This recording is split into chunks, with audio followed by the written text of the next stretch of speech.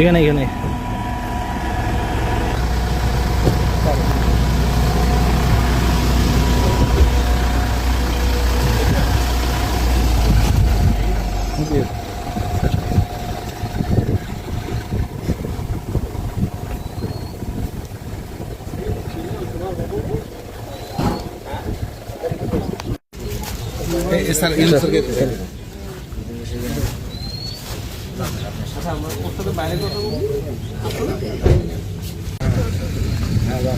পড়াশোনা করতে চাও?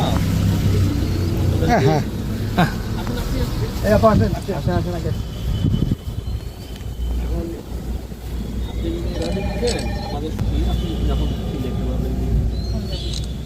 শিশু পরিবার হচ্ছে হলো মুসলিমের মধ্যে আমাদের কিছু ফর্মালিটিস আছে। এটা কি ইউনিয়ন পরিষদের করতে না?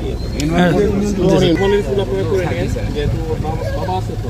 বাবা আছে কিন্তু বিয়ে করে সংসার আচ্ছা, আলাদা। এটা চাবি আসেন চাবি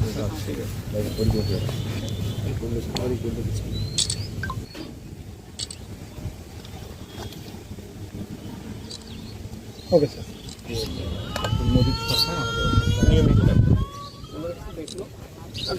দেখলাম যে এই পুরো ভিডিওটা দেখলাম যে ভার্নারেবল অবস্থায় বাচ্চাটা আছে। তা আমার কাছে আসার পরে আমি ইউনো আমার ডিআরওকে বললাম যে তাকে কীভাবে তথ্যগুলো নেওয়ার জন্য।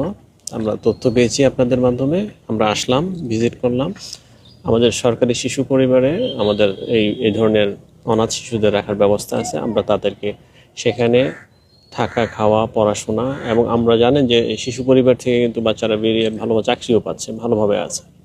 আমরা তাদেরকে লাইফটা যাতে সুগঠিত হয় সেভাবে আমরা ব্যবস্থা নিব।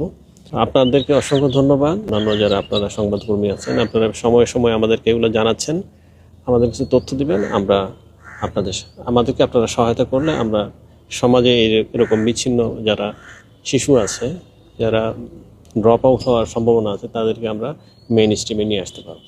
ওনার মায়ের, এই বাচ্চার মায়ের সাথে কথা হলো, তো উনি রাজি হয়েছেন। আমরা সরকারি শিশু সদনে এখন থেকে পার্মানেন্টলি তাকে রাখবো এবং তার চিকিৎসা, থাকা, খাওয়া সহ অন্যান্য সব সরকারি সুবিধা পাবে। আমরা স্পেশালি তারটা টেক কেয়ার করবো। আমি আমার ইউনোকে বলেছি যে আমাদের সরকারি কৃষি খাত জমি বরাদ্দ দেওয়ার সুযোগ আছে। আমরা একটা কৃষি খাত জমি বরাদ্দ তাদেরকে আমরা দিব, সব ভবিষ্যতে দিব। এই জন্য যে এটা তো সরকারি রেলওয়ের জমিতে তো আমরা আসলে বিদ্যুতের ব্যবহারের জন্য বলতে পারবো না। কৃষি খাত জমি হলে সেখানে আমরা পর্যায়ক্রমে টিন সহ অন্যান্য সহায়তা দিয়ে আমরা পরবর্তীতে ঘর করে দিব।